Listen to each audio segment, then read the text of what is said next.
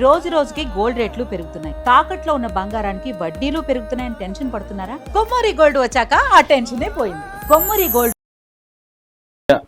Last month 14th night వీళ్ళు అక్కడ Kiana అనే ఒక హోటల్లో దిగారు. ముస్సోరి అండ్ ధనౌలి అనే ఒక రోడ్డు ఉంటుంది అక్కడ. ఈ దాని ఏమంటారు హోమ్ స్టేలో దిగారు, బ్లిస్ అనే హోమ్ స్టేలో. తర్వాత మార్నింగ్ 3:30 వరకు వాళ్ళు కేక్ కట్ చేసుకోవడం, రెడ్ వైన్ తాగడం చేశారు. మార్నింగ్ 3:30కి నిద్రపోయారు. 6 గంటలకి శ్రీచరణ్ అనే అబ్బాయి అంటే భర్త లేచాడు. భార్య న్యూడ్గా రక్తం కక్కుకొని పడి ఉంది. సో ఆ అబ్బాయి కేకలేశాడు. వాళ్ళు హోమ్ స్టే వాళ్ళు వచ్చారు, పోలీసులకు ఫోన్ చేశారు. ముస్సోరి పోలీసులు విత్ అంబులెన్స్ వచ్చారు. అంబులెన్స్లో ఉన్న ఫార్మసిస్ట్ చనిపోయిందని ప్రకటించాడు. పోలీసులు కేసు నమోదు చేసుకున్నారు. సస్పిషియస్ డెత్ అని అనుకున్నారు. పోస్ట్ మార్టంకి వెళ్ళింది. ఇవన్నీ జరిగాయి.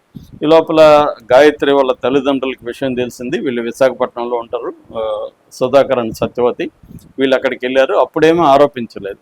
అయితే మరుసటి రోజు వీళ్ళు ఇతనే చంపేశాడని ఆరోపించారు. దీనికి కారణం ఏంటంటే ఇతను లాస్ట్ ఇయర్ నవంబర్లో పెళ్లి జరిగితే అప్పుడు ఈ అమ్మాయి మీద అనుమానాలతో అతను వేధించాడని, మానసికంగా బాగా ఇబ్బంది పెట్టాడని, సో అందువల్ల ఇతనే చంపుంటాడు అనే యాంగిల్లో వీళ్ళు చేశారు. అయితే ఆ తర్వాత కూడా శ్రీచరణ్ ఎక్కడికి వెళ్ళలేదు. ఆ శ్రీచరణ్ మళ్ళీ కార్యక్రమానికి కూడా, అంత్యక్రియలకు కూడా వైజాగ్ వచ్చాడు. అప్పుడు కూడా మీడియాతో కూడా మాట్లాడాడు. నేను బిగినింగ్లో మా ఇద్దరి మధ్య కొంత ప్రాబ్లమ్స్ వచ్చాయి, దాని తర్వాత సర్దుకున్నాయి. ఇప్పుడు మా అమ్మాయి మా తల్లిదండ్రుల ఇంట్లోనే ఉంటుంది, మేమిద్దరం కలిసే వచ్చాము. అంత ఇది ఉంటే అమ్మాయి నాతో కూడా రాదు కదా నా బర్త్డే జరపడానికి. కాబట్టి అమ్మాయిని నేను చంపలేదు. అమ్మాయికి బ్రెయిన్ క్లాట్ లేకపోతే స్ట్రోక్ వచ్చింది, దానివల్ల చనిపోయింది అనేది అతను చెప్పాడు. అయితే ఇది పోస్ట్ మార్టం రిపోర్ట్లో ఎటువంటి ఎక్స్టర్నల్ గాయాలు లేవని తెలిసింది. ఎప్పుడైతే తల్లిదండ్రులు సుధాకర్ అని ఆయన తండ్రి ఎక్స్ మిలిటరీ కాబట్టి ఆయన మిలిటరీ వింగ్లో కూడా కంప్లైంట్ ఇచ్చాడు. అక్కడి నుంచి ప్రెజర్ వచ్చింది. ఇటు వైజాగ్ ఎస్పీని కలిశాడు, తర్వాత అక్కడ వెళ్ళి ఉత్తరాఖండ్ డీజీపీని కలిశాడు. ఇలాగ ఆయన ప్రెజర్ చేయడంతో ఒక రకంగా పోలీసులు కదిలి దీన్ని 103 BNS అంటే హత్య కేసుగా నమోదు చేశారు. ఎప్పుడైతే హత్య కేసు నమోదు చేశారో ఈ అబ్బాయి ఎస్కేప్ అయ్యాడు శ్రీచరణ్. అయితే అతను తెలివిగా ముందే అడ్వకేట్ని పెట్టుకున్నాడు. అడ్వకేట్ ద్వారా అక్కడ పోలీసులతో టచ్లో ఉన్నాడు. సో ఇప్పుడు దీని ఈ కేసుకి సంబంధించి ఒక 12th అనితను కలిశారు వీళ్ళు వెళ్ళి. అనిత కూడా ఉత్తరాఖండ్ డీజీపీతో మాట్లాడింది. అట్లాగే చంద్రబాబు కూడా మాకు చెప్పాడు, ఈ కేసుని లీగల్గా మీకు ఏం హెల్ప్ కావాలన్నా లేకపోతే ఏ రకమైన హెల్ప్ కావాలన్నా గవర్నమెంట్ చేస్తుందని అనిత కూడా హామీ ఇచ్చింది.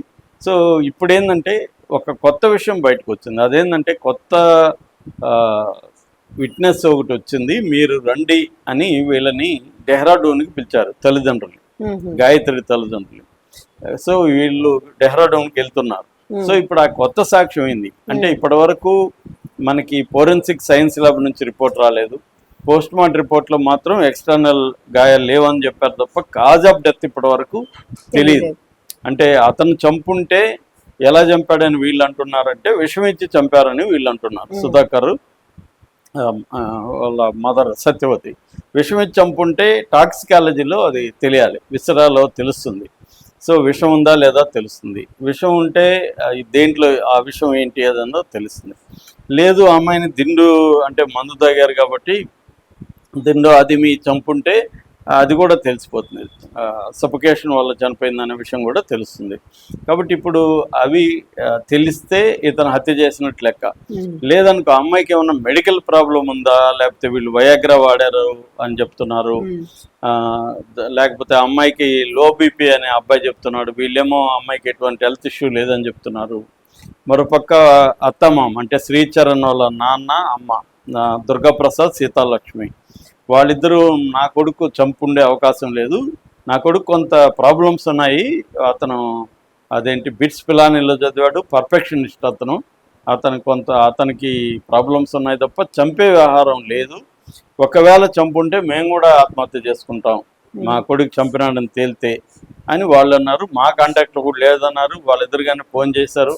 ఫోన్ చేస్తే అడ్వకేట్ తీశాడు. అంటే అడ్వకేట్ టచ్లో చరణ్ ఉన్నాడు, అడ్వకేట్ ఏమో పోలీసుల టచ్లో ఉన్నాడు. అంటే పోలీసులు ఇది హత్య అని నిర్ధారణ చేసుకునే లోక ఈ అబ్బాయిని అరెస్ట్ చేయదలుచుకున్నట్టుగా మనకు అర్థమవుతుంది. అందుకని ఎప్పుడైతే అనిత ఇన్వాల్వ్ అయ్యి హోంమంత్రి అక్కడ డీజీపీని మాట్లాడిందో అక్కడ ఐఓని చేంజ్ చేశారు.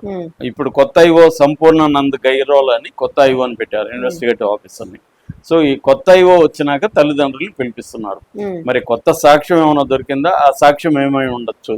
నాకు తెలిసి ఆ సాక్ష్యం శ్రీచరణే చంపినట్టుంటే ఈ పాటి శ్రీచరణ్ని వాళ్ళు అరెస్ట్ చేసేవాళ్ళే. శ్రీచరణ్ పట్టుకోలేనంత పరిస్థితి ఏమి ఉండదు, ఎందుకంటే ఆల్రెడీ అడ్వకేట్ టచ్లో ఉన్నాడు శ్రీచరణ్. రెండోది వాళ్ళకి కానీ అరెస్ట్ చేస్తారని భయం ఉంటే ఈ పాటికి యాంటిసిపేటరీ బెయిల్ పిటిషన్ వేసి ఉండాలి. అది కూడా వేయలేదు, శ్రీచరణ్ వేయలేదు. అంటే ఎక్కడో ఏదో కొడుతుంది. శ్రీచరణ్ హత్య చేస్తుంటే ఈ పాటికి పోలీసులు కూడా, ఎందుకంటే 17 రోజులు అయిపోయింది ఇప్పటికీ, ప్రైమా ఫేస్ ఎవిడెన్స్ కానీ దొరుకుంటే పోలీసులకి శ్రీచరణ్ పట్టుకునేవాళ్ళు. ఎందుకంటే అడ్వకేట్ టచ్లో ఉన్నాడు కాబట్టి పట్టుకోవడం పెద్ద విషయం కాదు. కాబట్టి ఇది హత్య కాదు, వేరే పద్ధతిలో చనిపోయింది అనేమన్నా పోలీసులకి తెలిసి ఆ విషయాన్ని తల్లిదండ్రులకు చెప్పడానికి పిలిపించారా? ఎందుకంటే చెప్పడం అంటే ప్రూవ్ చేయాలి. సో టాక్సికాలజీ అండ్ దీంట్లో ఒకవేళ చంపేసి ఉంటే మాత్రం శ్రీచరణ్ ఖచ్చితంగా జైలుకి వెళ్లాల్సిన పరిస్థితి, కేసు కూడా సివియర్ అవుతుంది. కాకపోతే ఇక్కడ ఏంటంటే మళ్ళీ ఇట్లాంటి కేసుల్లో కోర్టులో ప్రూవ్ చేయడం కూడా వెరీ డిఫికల్ట్. సర్కమ్స్టాన్షియల్ ఎవిడెన్స్ ఉంటాయి. ఎందుకంటే ఇదేమి కత్తితో ఇంకో దాంతో పొడి చంపింది కాదు. విషం ఇచ్చాడు అనేది తెలియాలంటే విషం ఉండాలి, టాక్సికాలజీలో రావాలి. లేదంటే దిండు, వేరే మార్గం ఉన్నాయి. అంటే ఇతను అక్కడైతే వీళ్ళు ట్యాబ్లెట్లు అయితే వాడారని చెప్తున్నారు. ఆ ట్యాబ్లెట్లు ఏంటి, వయాగ్రా లాంటివి కూడా వాడారు అనేది పోలీసులు బిగినింగ్లోనే చెప్పారు, అలాంటివి దొరికాయని. అంటే ఈ మధ్యకాలంలో యూత్ కూడా వాళ్ళకి ఎరెక్టైల్ డిస్ఫంక్షన్ అంటారు. ఈ ఎరెక్టైల్ డిస్ఫంక్షన్ ఉన్నప్పుడు ఆందోళన ఉంటుంది. ఆందోళన ఉన్నప్పుడు విచ్చలవిడిగా వాడేస్తున్నారు. మనకి చాలా కేసులు చూస్తే ఈ వయగ్రా ఈక్వలెంట్ సయగ్రా అంటారు ఇండియాలో, సైగ్రా లాంటివి చాలా ఉన్నాయి. అవి వాడేసే వాళ్ళు బాగా కనిపిస్తున్నారు. మామూలుగా అయితే అవి ఒక ఏజ్డ్ పర్సన్స్ వాళ్ళు వాడితే ఒక అర్థం ఉంది, యూత్ కూడా వాడేస్తున్నారు. రెండోది ఎవరో డాక్టర్లు వీడియోలు యూట్యూబ్లో డాక్టర్లు పెట్టిన చూసేసి వాడేస్తున్నారు. కానీ వీళ్ళు వెళ్ళి పర్సనల్ గా వాడకున్న హెల్త్ ఇష్యూస్ ఏంటి, మనకి సూట్ అవుతుందా లేదా. ఫర్ ఎగ్జాంపుల్ బీపీ టాబ్లెట్లు వేసుకుంటే ఇది వాడకూడదు. బీపీ టాబ్లెట్లు వేసుకునే వాళ్ళకి ఇది కానీ వాడితే వాళ్ళు చనిపోతారు. మినిమం 24 అవర్స్ కానీ 32 అవర్స్ కానీ ఆపేసి అప్పుడు వాడాలి. ఇవన్నీ కూడా ఏంటంటే మనం ఇప్పుడు నేను ఇలా చెప్పానని 24 అవర్స్ ఆగి వాడడం కూడా కరెక్ట్ కాదు. డాక్టర్ని అడగాలి, వెళ్ళి కన్సల్ట్ చేసి కార్డియాలజిస్ట్ని, సార్ ఇలా నాకు ఇష్యూ ఉంది, నేను ఈ టాబ్లెట్లు వాడచ్చా అని తనకున్న ఇష్యూస్ అని చెప్పి అప్పుడు డాక్టర్ జాగ్రత్తలు చెప్తాడు, ఎలా వాడాలి, ఎప్పుడు వాడాలి, అసలు వాడద్దా వాడకూడదా, ఇవన్నీ చెప్పినప్పుడు దాన్ని ఫాలో అవ్వాలి. అట్లాగే పార్ట్నర్తో కూడా చెప్పాలి. చాలామంది పార్ట్నర్కి తెలిస్తే మళ్ళీ అక్కడ ఇతనికి నామోషి, అందుకని పార్ట్నర్కి చెప్పకుండా ఇతనే ఏదో సొంతంగా అంత పర్ఫార్మెన్స్ ఉన్నట్టుగా నమ్మించడానికి కూడా చాలా మంది చేస్తారు. అప్పుడు సడన్గా ఏమైనా అయితే పార్ట్నర్కి అర్థం కాదు వీడికి ఏమైందని. సో అందుకని ఇదేంటంటే ట్రాన్స్పరెన్సీ ఉండాలి పార్ట్నర్స్ మధ్య, ఇవన్నీ చేయాలి. మరి అట్లాంటిది ఏదన్నా జరిగిందా ఇక్కడ తెలీదు. ఇదైతే ప్రెజర్ అయితే తీవ్రంగానే ఉంది. ఐఓను కూడా మార్చారు కాబట్టి ఇప్పుడు ఐఓ కూడా అదే పనిలో ఉంటాడు. కాకపోతే ఇక్కడ డౌట్ నాలాంటి వాడికి ఏంటంటే శ్రీచరణ్ని తెలిసి కూడా ఎందుకు పోలీసులు అదుపులోకి తీసుకోవట్లేదు, లేదా అదుపులోనే ఉన్నాడా శ్రీచరణ్ చెప్పకుండా, అంటే బయటికి చెప్పకుండా శ్రీచరణ్ని తమ అదుపు, ఇతనే వాలంటరీగా వెళ్ళి సార్ నేను చంపలేదు, నేను మీకు కోఆపరేట్ చేస్తాను, అయితే అరెస్ట్ చూపించకండి ఇప్పుడే, నాకు కెరీర్ పాడవుతుంది అని కూడా అడ్వకేట్ ద్వారా వెళ్ళి ఉండొచ్చు. లేకపోతే పోలీసులు పట్టుకోకుండా ఉండే అంత ప్రసక్తి లేదు. కాబట్టి ఈ కేసులో తల్లిదండ్రులు ఏమన్నా ఎక్కువగా అంటే తన కూతుర్ని వీడియో చంపేస్తుంటారు నమ్మినాక ఇంకా అదే యాంగిల్లో ఉంటారు. కానీ పోలీసులకి అట్లా కాదు, పోలీసులకి సైంటిఫిక్ ఎవిడెన్స్, కోర్టుకి సైంటిఫిక్ ఎవిడెన్స్ కావాలి.